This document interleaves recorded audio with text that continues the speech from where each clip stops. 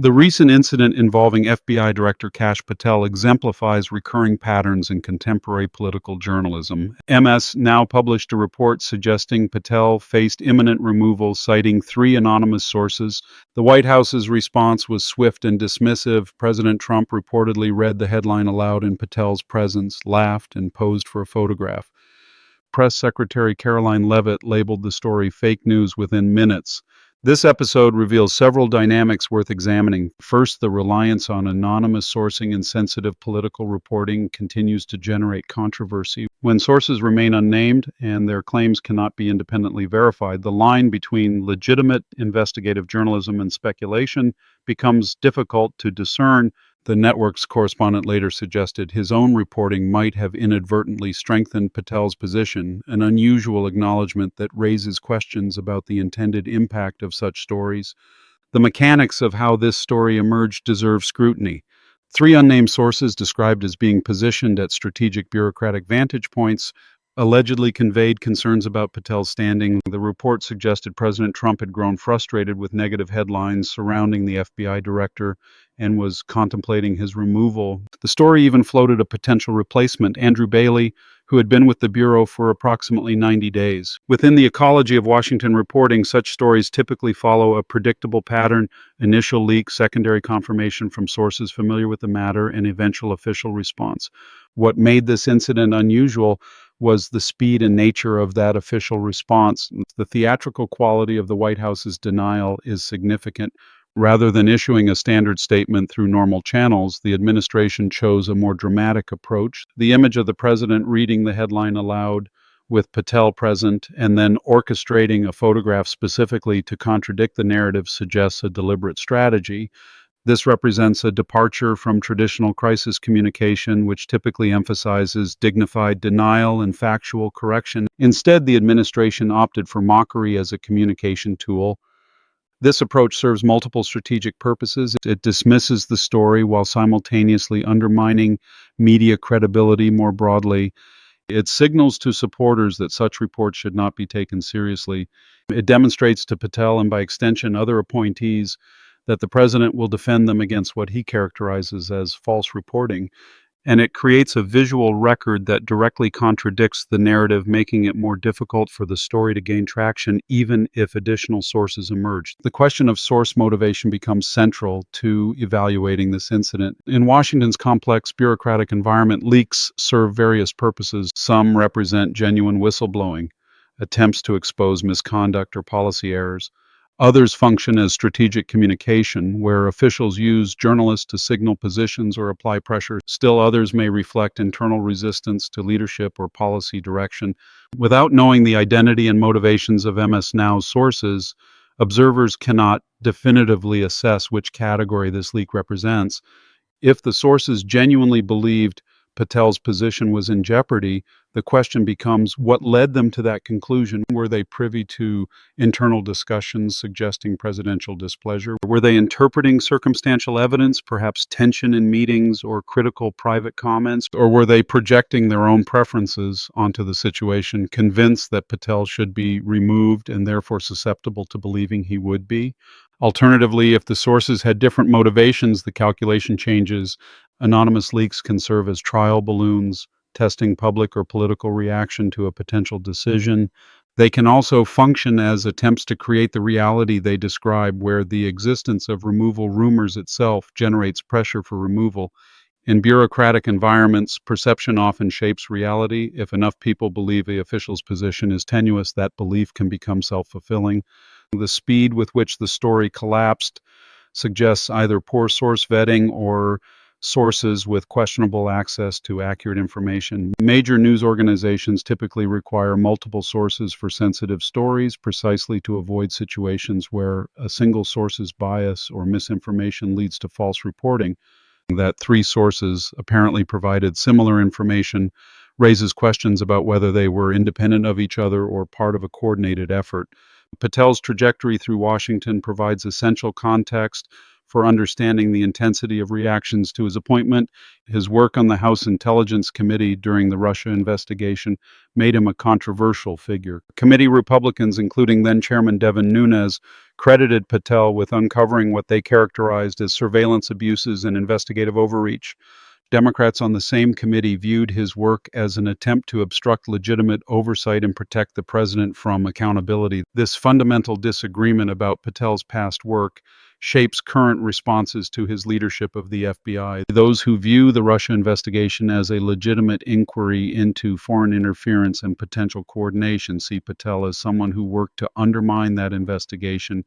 From this perspective, his appointment represents a concerning politicization of the FBI, placing someone loyal to the president with a track record of challenging intelligence community conclusions in charge of the nation's premier law enforcement agency.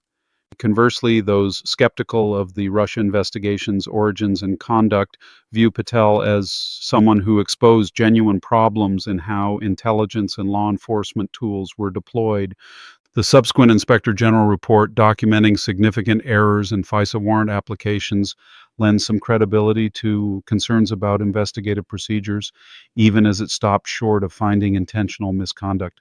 From this perspective, Patel's appointment represents necessary reform, bringing in someone willing to challenge institutional practices that had gone unchecked. The political opposition to Patel appears rooted substantially in this history.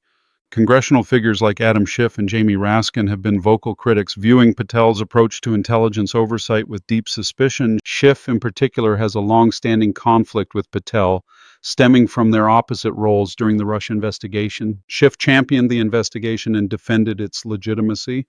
Patel worked to expose what he characterized as its flaws. This creates a zero-sum dynamic where one person's vindication requires the other's discrediting.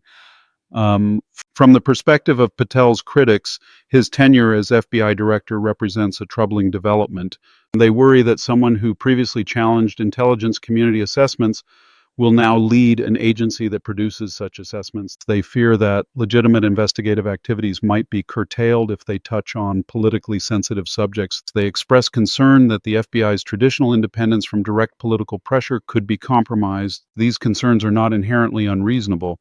The FBI's power to investigate, surveil, and prosecute requires institutional safeguards against political manipulation. The Bureau's history includes periods of genuine abuse, from COINTELPRO operations against civil rights leaders to more recent controversies over surveillance practices. The question of how to maintain FBI independence while ensuring accountability remains genuinely difficult. From Patel's supporters' perspective, however, the recent past demonstrates that institutional independence can become a shield for institutional dysfunction. They point to the FISA warrant errors, to text messages between FBI officials expressing political bias, to the handling of various politically sensitive investigations as evidence that reform is necessary. From this viewpoint, Patel represents accountability for institutions that had become unaccountable. The media's role in this dynamic merits careful attention. When a major story collapses immediately upon official denial, particularly when accompanied by visual evidence contradicting the narrative, it suggests significant problems in the reporting process. Either the sources provided inaccurate information, or the journalists failed to adequately verify their claims, or the story was based on such thin evidence that it should not have been published at all. The correspondent's subsequent comment that his reporting might have actually strengthened Patel's job security is revealing in multiple ways. It could be interpreted as an attempt to save face after a failed story, suggesting that the outcome was somehow intentional or beneficial. It could reflect a genuine belief that media coverage influences personnel decisions, which raises questions about whether journalism is meant to report events or shape them. Or it could be a candid acknowledgement of how Washington operates, where perception and reality interact in complex ways. What this incident certainly demonstrates is the breakdown of traditional media government dynamics. In an earlier era, a story alleging tension between a president and a cabinet-level official would trigger a conventional response, carefully worded statements, background briefings to clarify the relationship, perhaps testimonials from other officials. The goal would be to reassure stakeholders while maintaining institutional dignity. The Trump administration's approach inverts this entirely. Rather than dignifying the story with a serious response, it treats the story as comedy. Rather than seeking to reassure establishment figures it plays to a base that distrusts mainstream media. Rather than maintaining conventional political decorum, it deliberately breaks that decorum as a demonstration of strength. This approach frustrates traditional journalists because it rejects the premise that their reporting merits serious engagement. The reference to the Epstein Files Act in political discourse adds another dimension to this controversy. The prospect of unsealing documents related to Jeffrey Epstein's case generates concern across the political spectrum, though for different reasons. Some fear legitimate privacy violations for individuals tangentially connected to Epstein. Others worry about the potential for conspiracy theories to flourish regardless of what the documents actually contain.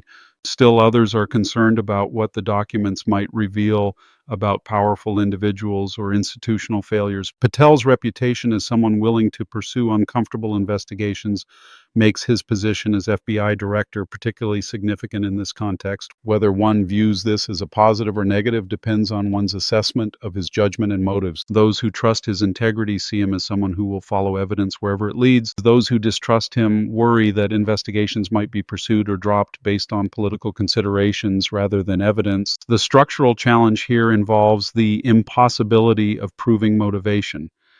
If Patel pursues certain investigations, critics can claim political motivation. If he declines to pursue others, critics can claim political protection. Without access to internal deliberations and the full scope of evidence available to investigators, outside observers cannot definitively assess whether investigative decisions reflect appropriate judgment or improper influence. What emerges from this incident is a portrait of profound institutional distrust. The administration distrusts media narratives it views as systematically hostile and often inaccurate. The media defends its sourcing practices and expresses concern about attacks on press freedom. Congressional critics view Patel with suspicion based on past conflicts and worry about institutional integrity. Supporters view those same critics as protecting a status quo that required disruption and resisting necessary accountability. Each constituency has some legitimate basis for its position. The media has documented instances where administration claims proved false. The administration can point to stories that were inaccurate or misleadingly framed. Congressional Democrats can cite concerning statements and actions that suggest insufficient respect for institutional norms. Republicans can reference genuine abuses or failures that justify reform efforts. The deeper issue may be epistemological. How do citizens evaluate competing claims when sources are anonymous, official denials are theatrical, and political incentives color all interpretations? The photograph of Trump and Patel smiling certainly contradicts the reported tension, but photographs also represent moments, not necessarily sustained relationships. A president might publicly support an official while privately contemplating their removal. Conversely, reports of tension might be completely fabricated or based on misinterpreted signals. The pattern of leaked stories followed by forceful denials has become routine in contemporary Washington. Each iteration reinforces existing beliefs rather than resolving factual disputes.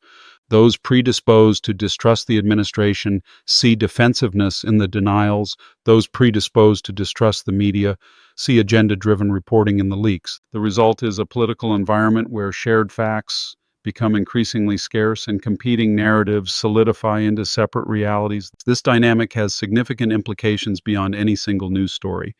When citizens cannot agree on basic facts about government operations, democratic accountability becomes difficult. How can voters make informed decisions if they cannot determine whether officials are performing effectively? How can Congress conduct oversight if every dispute about facts becomes a dispute about political bias? How can courts adjudicate cases if witnesses and evidence are evaluated primarily through partisan lenses? The Patel incident also illustrates changing norms around political communication.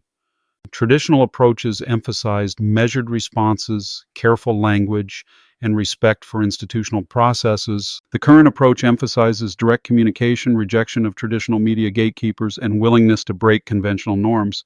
Supporters view this as refreshing authenticity. Critics view it as dangerous norm erosion. There is no neutral position on these questions because they involve fundamental disagreements about how government should operate, how media should function, and how citizens should evaluate information. Those who believe institutional norms primarily protect necessary functions will view departures from those norms with alarm. Those who believe institutional norms primarily protect institutional interests will view challenges to those norms as overdue. Ultimately, the Patel controversy illustrates how modern political communication operates in an environment of mutual suspicion. Anonymous sources, theatrical denials, and partisan interpretation have replaced what might once have been a simpler factual question: is the FBI director's position secure? The answer appears to be yes, based on available evidence. But the controversy surrounding the question reveals far more about current institutional dynamics than the answer itself ever could. The challenge for observers is distinguishing between legitimate accountability journalism and politically motivated narrative construction, a task made nearly impossible when sources remain anonymous and motivations remain opaque.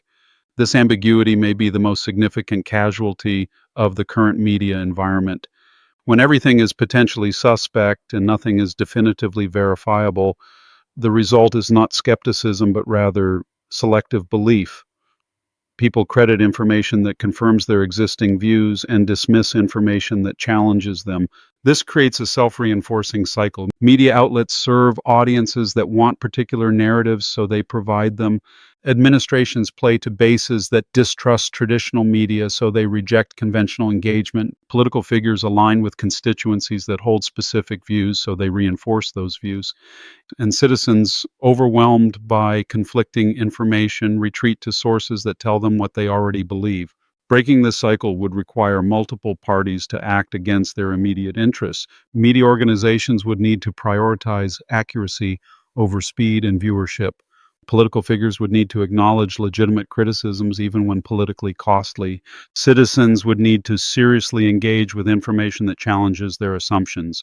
None of these developments appears imminent. The Patel story will fade, replaced by the next controversy, which will follow similar patterns and generate similar disputes.